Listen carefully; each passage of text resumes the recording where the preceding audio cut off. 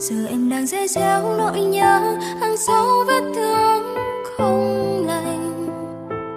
Đừng bỏ một mình em nơi đây, xa lắm lúc khi tỉnh giấc em không còn anh.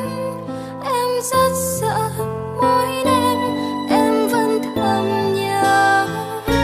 Trở lại em buổi tối ngày xưa lúc em chờ người dưới cơn mưa. Trở lại em có những nỗi nhớ dường như mãi không phai mờ. Tại sao em có thể vì anh, có thể nhớ anh mà chẳng thể quên được anh? Hãy bay về trái tim em rất cần anh. Hãy bay về trái tim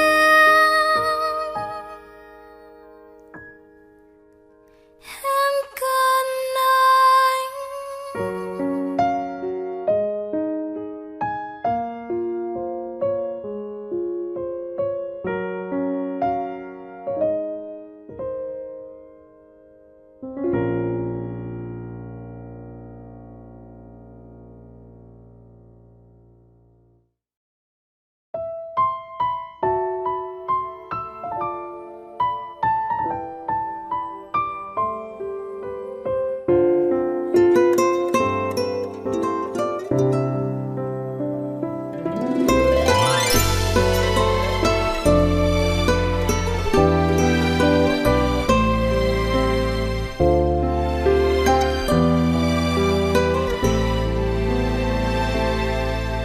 Cần thêm bao lâu để em quên đi niềm đau?